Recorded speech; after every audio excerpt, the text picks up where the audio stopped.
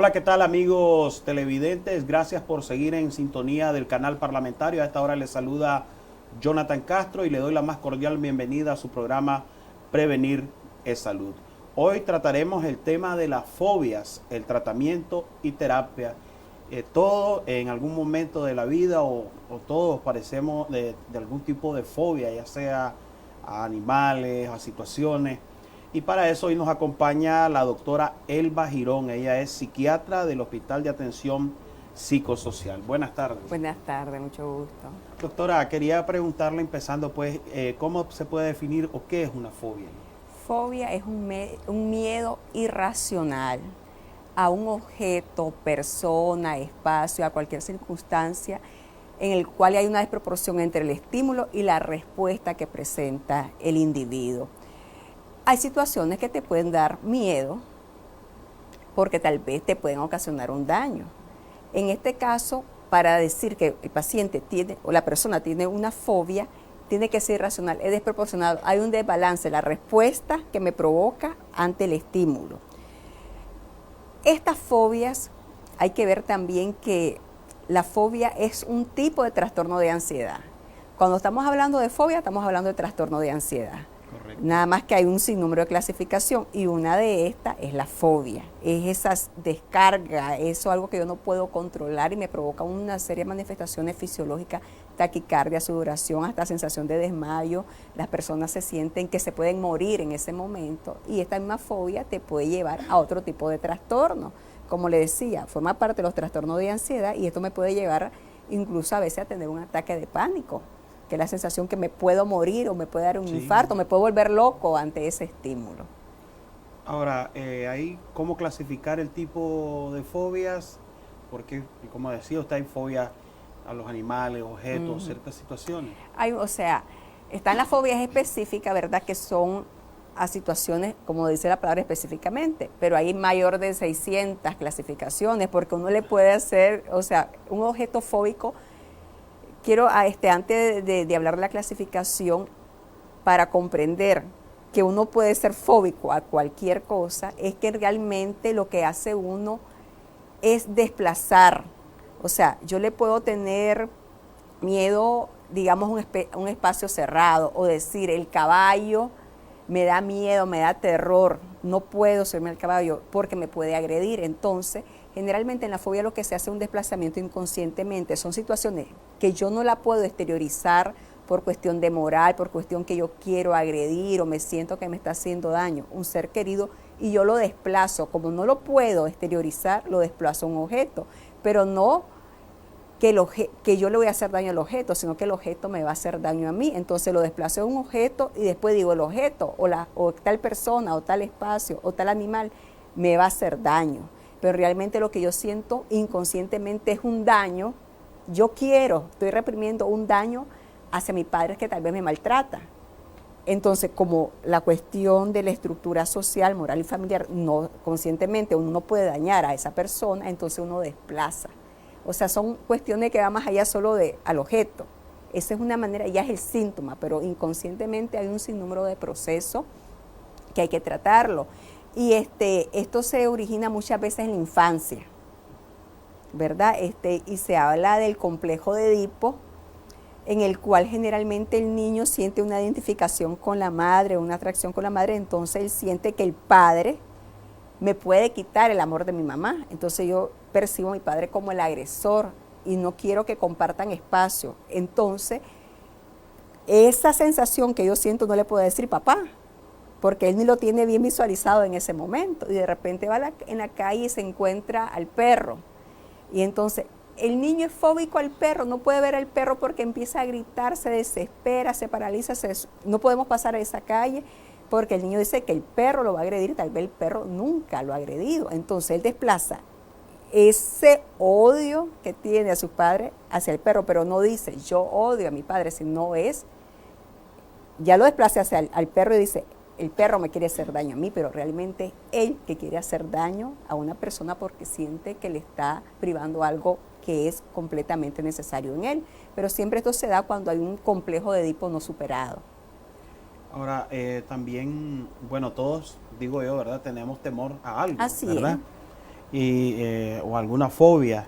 Hay personas, a mí por lo menos, ejemplo, a mí no me gusta montarme en ascensores, pues eso no me gusta, me causa fobia, pues.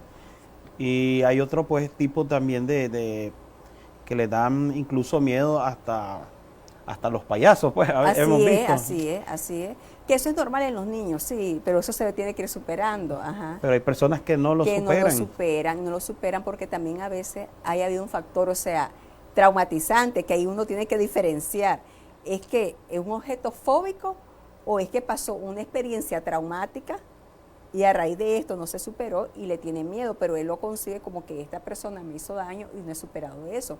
Pero hay que diferenciar, porque la fobia específicamente, nunca me ha pasado ninguna experiencia traumática y yo respondo de una manera inadecuada. El problema es cuando en el medio de trabajo o en el ambiente de día a día está el objeto fóbico, porque ahí donde te causa dificultades, muchas personas te renuncian al trabajo. Entonces, si le tengo miedo a las alturas y me toca trabajar en el 10º piso, entonces mejor no y renuncio. Y independientemente que tenga dificultades económicas, que vayas a realizarte profesionalmente porque te consiguieron o tenés el trabajo que siempre has anhelado. Entonces, ya eso es un trastorno, porque ya perdura en el tiempo, ya tiene más de 6 meses de persistir, en lo cual se tiene que tratar.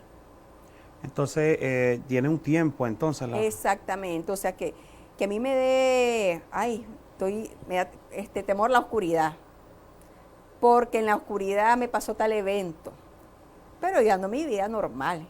Y allá a los 3 años vuelvo a experimentar la sensación, eso no es un trastorno, ¿verdad? Eso tiene que perdurar en el tiempo y cumplir ciertos síntomas, ¿verdad? Porque se me da temor, pero ya después me paso a la otra habitación, me tranquilizo, más tarde vuelvo a entrar, porque a veces uno tenemos miedo también si miramos una película de terror y todo lo demás, entonces uno empieza, tenés una descarga, nosotros llamamos catatimia, sí, una descarga de emociones, entonces uno hasta empieza a ver sombra.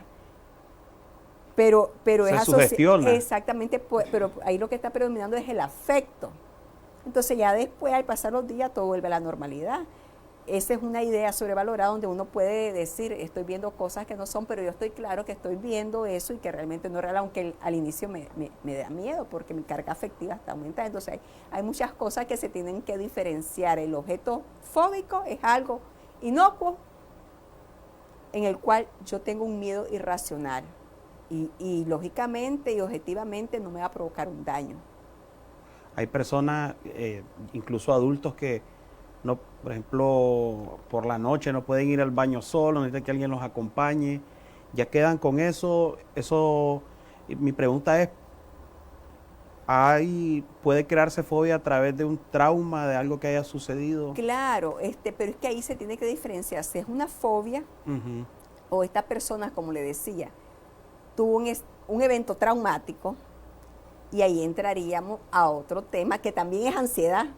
Es que la ansiedad, hay trastorno de ansiedad generalizada, la fobia, el estrés agudo, el estrés postraumático, aunque ahora ya otras clasificaciones lo sacan de ese grupo, pero hay una base ansiosa. Entonces, si a mí me pasó un evento traumático y además de ese temor yo vivo reexperimentando, o sea, estoy tranquila y de repente me vienen imágenes y vivo como que se me está pasando ese momento, eso ya no es fobia, sino que uno tiene que descartar un trastorno de estrés postraumático. Y ese evento de miedo, de temor a ese objeto ya es algo como secundario, entonces uno tiene que ver diferencia. Si ya ha causado un evento traumático, eso ya no es fobia, eso es trastorno de estrés postraumático. Correcto, es bueno aclararlo porque a veces uno dice, me da miedo porque me sucedió esto, pero la fobia, como usted dice, ya es algo irracional. Es como que si uno va en el bus y lo asaltan. Sí. Entonces uno no va a querer, le da temor subirse de nuevo. Va a haber unos que pueden superar eso. Correcto. Se llama estrés agudo, ¿verdad? Cuando pasa mucho tiempo, pero hay otros que pasan meses. Y ahí estamos hablando de un evento traumático. Entonces eso no es fobia. Si hay síntomas ansiosos, pero forma parte de otros trastornos. O en tal baño me intentaron abusar sexualmente, entonces yo voy a tener una respuesta defensiva para evitar, porque eso es lo que hace el fóbico también cuando no es un trastorno postraumático. Él evita ese evento. Todos los ansiosos evitan ese evento. como forma ese capítulo en general, hay cosas que se parecen, pero hay cosas que tenemos que diferenciar porque hay otras, en dependencia de la magnitud del tratamiento también es diferente. La fobia, doctora, tiene que ver también con el hecho de que si yo, por ejemplo, puedo llegar a ser peligrosa en el sentido de que puede generarte, no sé, usted hablaba de reacciones como pulsaciones, taquicardia, eso podría llevarte a otro tipo de algo más crónico. La fobia con tratamiento adecuado se Ujú. resuelve poco a poco el tratamiento, pero un trastorno fóbico también se puede asociar, nosotros le llamamos en psiquiatría a comorbilidades, o sea, otras enfermedades psiquiátricas. Dentro de ese mismo bolsón puedes tener un trastorno ansioso, un ataque de pánico, como le mencionaba, pero también te puedes deprimir. Pero eso es más que todo cuando no das un seguimiento adecuado y dejas pasar las cosas y te pasan otros factores asociados. Pero muy difícilmente un fóbico se va a volver psicótico, va a alucinar, va a tener ideas delirantes, se va a volver esquizofrénico, en otras palabras, que es como la catástrofe de la enfermedad mental. Nosotros le llamamos el cáncer, la enfermedad mental esquizofrénica. No es que va a pasar de ese extremo a otro. No es esa la evolución. Sí, dentro de un fóbico puede tener un trastorno de ansiedad generalizada, deprimirse, pero no llegar a la parte de la psicosis. Gracias por continuar en sintonía de su programa Prevenir es Salud, siempre conversando con la doctora Elda Girón. Ella es psiquiatra del Hospital de Atención Psicosocial y vamos a seguir hablando acerca del tema de la fobia. Esta vez, doctora, es un tema bastante importante, el de la fobia social. Me gustaría que habláramos un poco de este tipo de fobia. Sí, como hablamos al inicio, hay una gran clasificación de la fobia. Entonces, la fobia social es el temor que puede tener el niño, que puede tener el adulto a hacer el ridículo, a hablar en público, a que lo puedan criticar porque se va a ver expuesto. Puede ser que tiene que dar una opinión y no se atreve a dar la opinión porque le da temor que los otros se rían. Pero no solamente es el temor, sino que esta sensación de hacer ridículo, este miedo irracional, me provoca un sinnúmero de manifestaciones, que me puede dar diarrea, que me puede dar ganas de vomitar, que me puede dar parestesia, llamamos nosotros, que es la sensación de entumecimiento. Sí. Y hay otros que, como saben que se van a enfrentar a algo que es temido para ellos, que en este caso es hablar el público y hacer ridículo, o estar en contacto, no suelen hablar de público, sino muchas veces ni a una fiesta pueden ir, porque le da miedo que esas personas que estén alrededor se estén fijando de su vestimenta, se estén fijando de cómo hablen, se estén fijando de cómo expresen. Entonces ellos dicen, mejor no voy porque no puedo controlar esa situación. Entonces estas muchas veces llegan personas que son aisladas, que no se involucran con otras personas. En los niños muchas veces se manifiesta por dolores abdominales, por diarrea, cuando se van a enfrentar a estos eventos, y ahí miramos que hay en ocasiones disminución de su rendimiento escolar, ausencias escolar, y otros incluso pueden hasta desertar escolar de su año y perder el año. Entonces uno siempre a la hora de historiar es importante identificar en qué años tuviste dificultades, cuáles fueron las causas de eso. Entonces, tener ansiedad es normal. Todos los seres humanos tenemos ansiedad. La ansiedad es una emoción primaria necesaria. La ansiedad, la alegría, la tristeza, el enojo son respuestas normales. ¿Cuándo se vuelve patológico? Cuando esto perdura en el tiempo y en vez de ayudarme la ansiedad a que me siento inquieta porque no me he preparado bien para enfrentarme a una situación, lo que hago es que me paraliza y no sigo adelante. Pero la ansiedad es algo que lo tenemos que tener todos los seres humanos. El que no es ansioso y no tiene nada de ansiedad es el que es completamente irresponsable. O sea, que le vale, que no cumple con sus funciones, que lo ven corriendo del trabajo porque no tienen sentido de responsabilidad. Pero nosotros, todos los seres humanos, lo normal es tener ansiedad. El problema es cuando eso invade constantemente y nos paraliza, que es en el caso de la fobia social. Entonces, pierden el examen, se sacan cero en la exposición, tal vez manejan muy bien el tema. Coeficiente intelectual perfecto, pero a la hora de exponerse o no llegan algunos o se quedan paralizados. Y entonces, ¿qué pasa ahí? Y es lo más difícil, que ellos generalmente tienen temor a hacerse ridículo. Pero muchas veces los compañeros se ríen de ellos porque, ¿qué te pasa? Entonces, se hace algo que se llama autoprofecía cumplidora. Entonces, eso que pensé que me iba a pasar, me pasa, pero no es porque los demás estaban preparando eso, sino porque yo di la pauta. Te predispuse.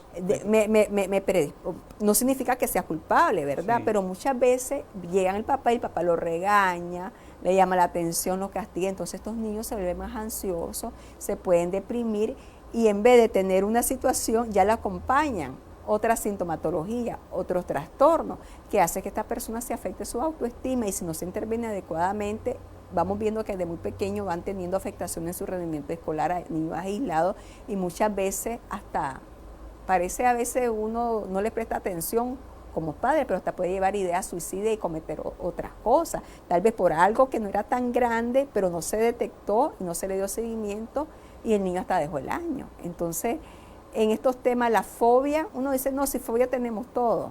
La situación es que si es fobia realmente y a lo que me puede llevar, a qué otros trastornos mentales me puede llevar, porque el trastorno mental no es necesariamente el que está ingresado porque está psicótico. Cualquiera de nosotros, cualquiera de nuestra familia, la fobia social es algo bien frecuente y muchas veces no es tratado.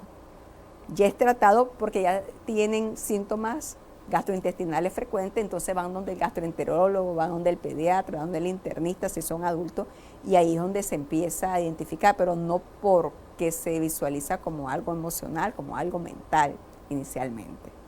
Puede afectar definitivamente toda nuestra vida. Si no se trata a tiempo, Hay veces que, no todo necesariamente se va a cronificar, por eso hay que ver el periodo de tiempo, pero si uno se da el apoyo y todo lo demás, esto desaparece. ¿Qué tipo de tratamientos se pueden dar en el tema de la fobia? De la fobia. Hay psicoterapeutas y esto. ¿Cuál es el tratamiento? Entonces, se habla de dos grandes tratamientos. Está la parte psicoterapéutica y ahí viene algo del psicoanálisis, que era lo que yo le estaba hablando al inicio, de que al fin y al cabo nosotros decimos, tengo miedo, tengo temor a este objeto, pero no es realmente a este objeto, sino a lo que simboliza ese objeto en mí. Entonces, una línea es la terapia psicoanalítica, pero eso lleva mucho tiempo, no significa que no sirve, por lo contrario, ¿verdad? Porque es lo que va viendo el origen de lo que te está provocando esto, a que realmente es que querés agredir o qué significa esto realmente para vos conscientemente, ir trabajando esos conflictos. Pero eso es un proceso largo. Entonces, la terapia que más se utiliza es la exposición del individuo al objeto fóbico, pero no así como lo estoy diciendo literalmente, es un proceso de ir exponiendo gradualmente a este individuo. Obviamente, si la ansiedad es muy intensa, en ocasiones es necesario medicar, porque uno no va a ir a afrontar a esto que tan temido que yo siento que me voy a morir, exponete, anda a tocarlo, o andate a eso, se convierte en algo aversivo, en algo de castigo, en algo de daño, no tiene que ser así. Entonces uno, por ejemplo, hay personas que le tienen miedo a las mariposas, que son fóbicos a las mariposas, entonces no van al zoológico porque está la área de mariposario. Entonces, ¿qué va haciendo uno?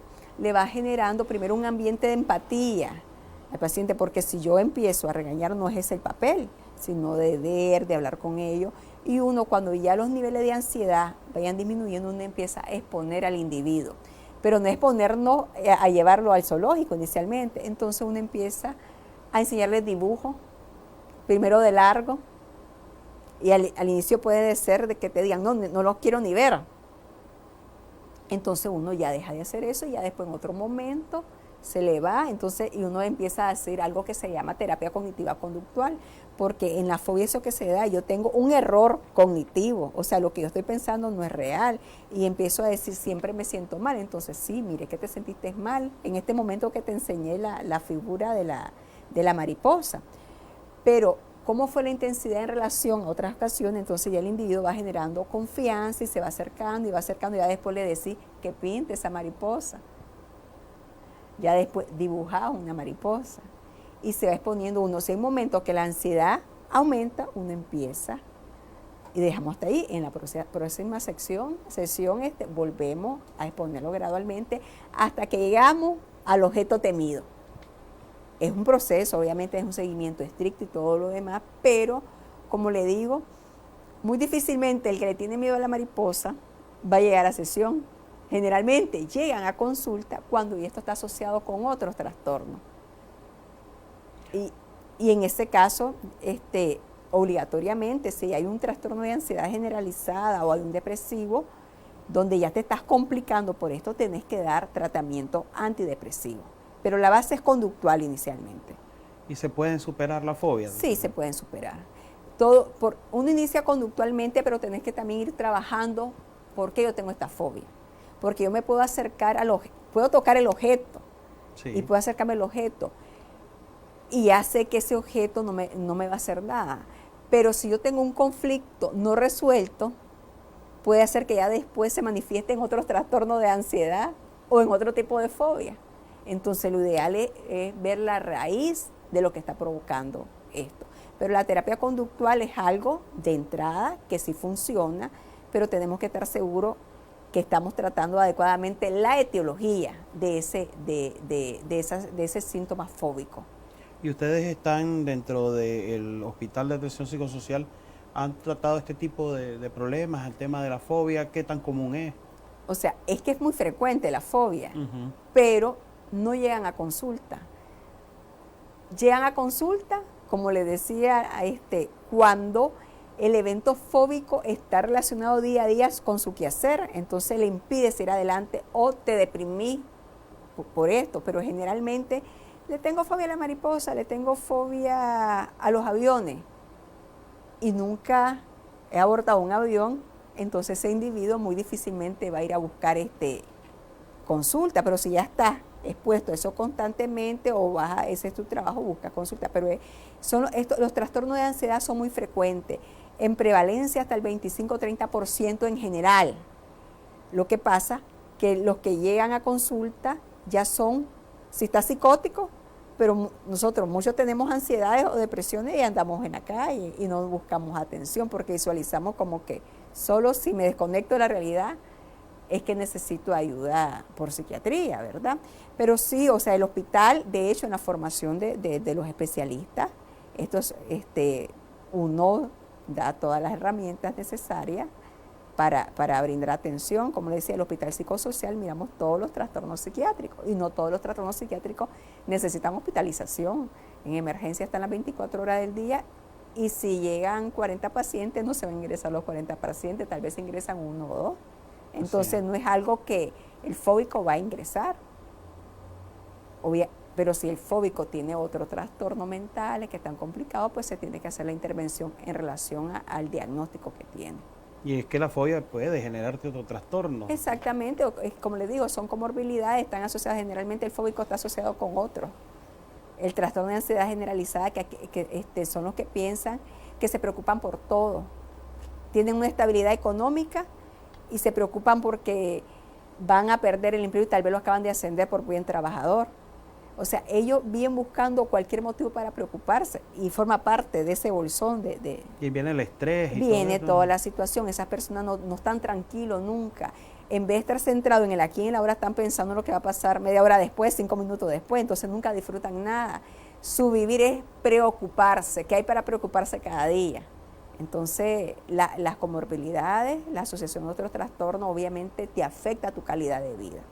Te afecta completamente y muchas veces la pobre conciencia que uno tiene ese trastorno y no acepta. Entonces eso hace que se cronifique, que los síntomas se intensifiquen y que cada vez se vean agregando otros trastornos. Es como el diabético, que no busca atención y todo lo demás. La diabetes es la base, pero ya después puedo caer en un coma diabético, en neuropatía diabética, no puedo sentir mi miembro porque tal vez no tuve un seguimiento adecuado, porque dejé pasar las cosas. Igual que en psiquiatría, igual que otras enfermedades médicas, que si no se interviene a tiempo, obviamente las complicaciones, es más fácil un inicio que cuando ya estás complicado con otros trastornos. ¿Y la población se está acercando, está llegando a atenderse? ¿Ha mejorado pues el tema de la calidad, la atención al paciente en este caso? Sí, completamente. Las consultas de emergencia se han incrementado completamente de hace. Yo hago la comparación cuando yo me formé como psiquiatra, que en el hospital psicosocial es el único a nivel nacional que forma psiquiatra, la cantidad de emergencias que se atendía con la cantidad de emergencias que se atiende en el día a día. O sea, hay mayor sensibilidad de las personas ir a pasar consulta, ya no están tan, el estigma siempre sigue, ¿verdad? Pero ya es menos, ya es No, y menos. es que a veces uno dice, te dicen buscar ayuda psicológica, ¿acaso estoy loco? Exactamente. ¿Verdad? Es como que cualquier, o sea, todo que tenga que ver con la mente o algo significa locura y nada que ver. La esquizofrenia, que es la enfermedad peor que la catastrófica, de todas las enfermedades mentales apenas el 1%. Estos tipos de trastornos que estamos hablando son los más frecuentes. Y no tiene relación ni una con la otra, son dos campos completamente. Sí hay psiquiatría y salud mental, pero diferente, completo. Muchas gracias a la doctora Elda Girón, psiquiatra del Hospital de Atención Psicosocial. Es siempre importante tomar todos estos consejos que nos dan los profesionales de la salud. Es necesario también conservar una buena salud mental para tener una mejor calidad de vida.